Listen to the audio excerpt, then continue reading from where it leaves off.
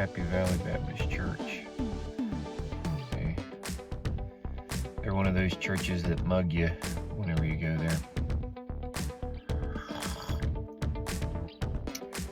We used to mug you when I pastored in Elbow Lake, Minnesota.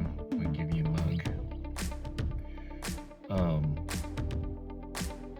Yeah, by the way, if you've never tried heavy cream in your coffee, game changer. We found that one about, a few months ago. It was good. All right, and so talking about what is an idol, and we all have, probably a definition that comes to mind, and they're probably pretty accurate, and I would say that this is kind of just a thought that comes to mind for me, and something I've been kind of dwelling on and thinking on.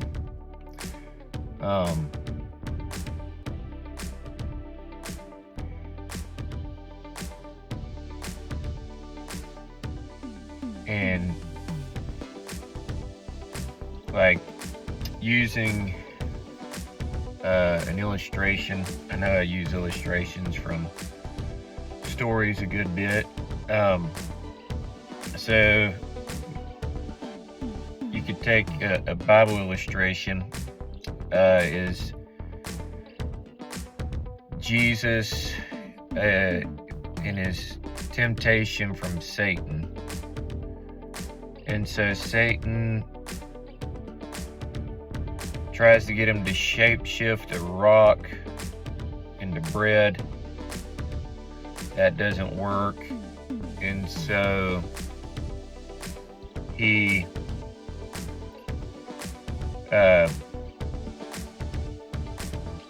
takes him into a high mountain and offers him all the things of the world, and Satan is incredibly egotistical. He's a shapeshifter, and so he doesn't care what he catches you on. He just wants you to worship him and to be infatuated with him. And there's an aspect of narcissism with that, but also Machiavellianism and sadism, because not only does Satan want you to be infatuated with him, he also doesn't care about you and intends to hurt you through his efforts.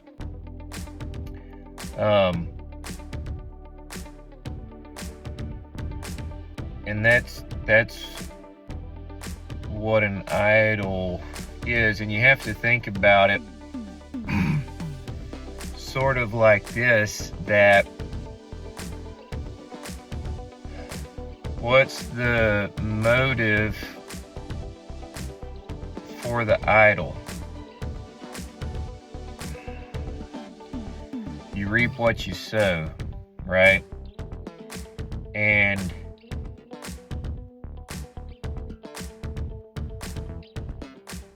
Jesus doesn't have any malice or guile.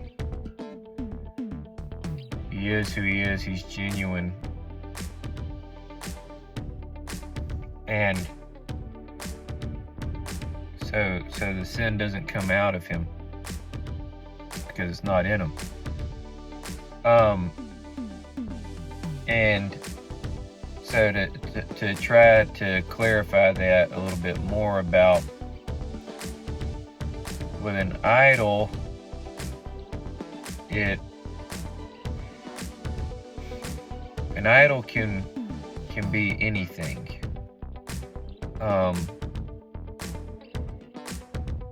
and you can give power to it through your desires. Okay.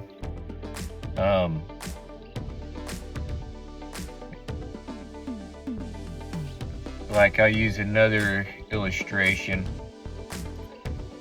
Say you take the Israelites in, shortly after they've come out of Egypt. Moses is in Mount Sinai, and they get restless waiting on Moses and God, and they convince Aaron to make an idol, and they accumulate their gold, and gold is a picture of wealth. And like, you just think about the gold rush, for instance, and one of the characteristics of the gold rush is just lasciviousness, people being consumed with their lust and all that. And that's, that's the fuel of an idol. They look at that cow that they've made with their own hands. Think about that. They've made it with their own hands. And so it is an inflation of self, and they've made it with their own hands, but what they've made with their hands has also taken their hands captive, so to speak. It's like a Chinese handcuff,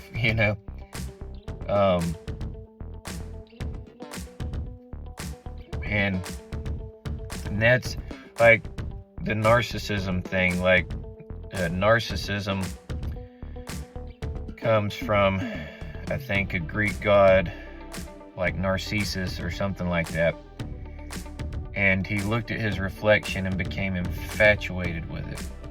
Okay? And so, to use another illustration in a book, in Harry Potter,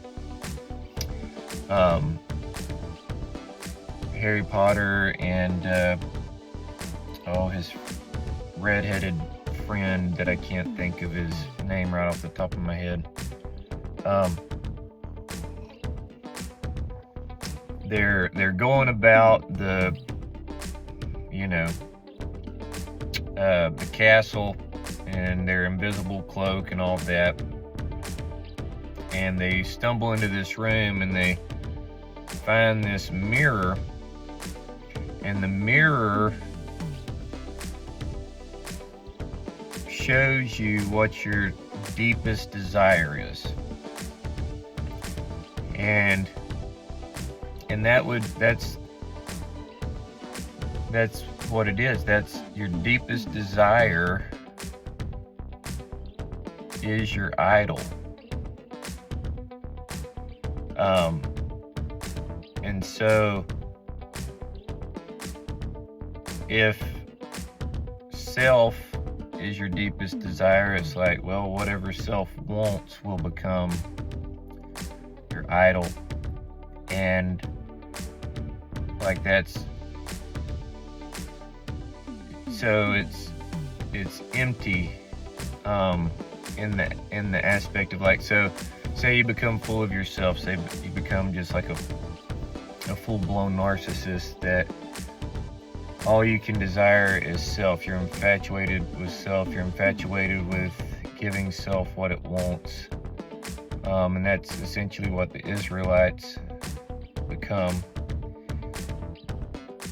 And it makes you unstable because you want one thing one day and then you want something else the next day.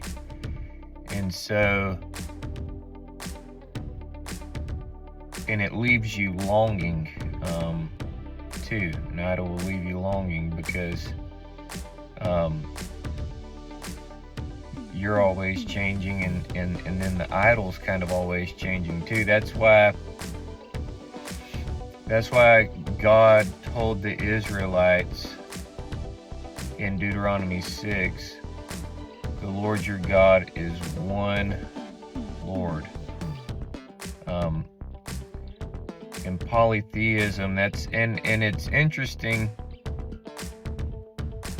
when God becomes more than one, idolatry emerges. And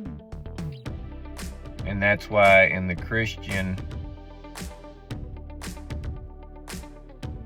doctrine, it's important to maintain that God is one, but he's manifested himself in three persons.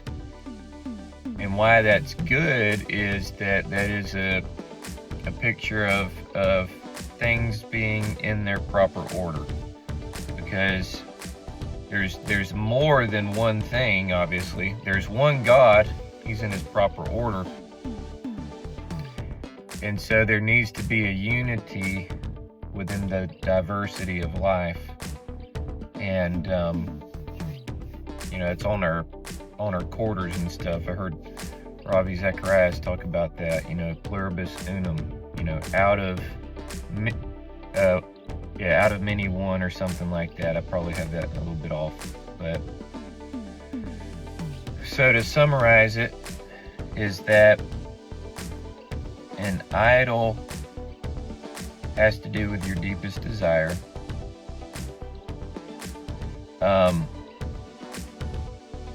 That deepest desire becomes your God, and then as your desires change, so does the idol, and so it begins to manifest itself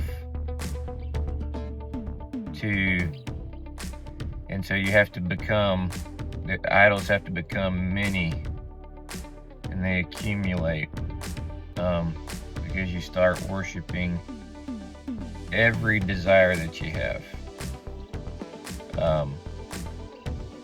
And so the simple answer to that is that, take the Buddhists for instance. They're like, well, you can't desire anything then. Well, Norman Geisler made a good rebuttal to that, is that, then in that case you need to lose the desire to lose desire, right? It's like, it's circular reasoning at its best. So it's not losing your desires, it's having the proper desires, and God being in the proper place. He is the one that we desire. He is our only, he can be our only resource. He needs to be the only one that we want, in the sense of, we want what God wants for us, and let him manifest his desires for our life, rather than our many wants and wishes trying to take control and trying to manifest what they want. And when that happens, when you have your many desires that try to manifest what they want, you start to have a lot of demons that gain control of you in your life. And that's behind every idol is a demon. And whenever I say a demon, I'm referring to something that influences you or controls you. And so that's why you only need one thing that influences you and controls you in regard to your devotion, your service, and all of that. It's a very complicated, but it's very simple. So we've got to be careful. Thanks for watching, and I hope you have a good day.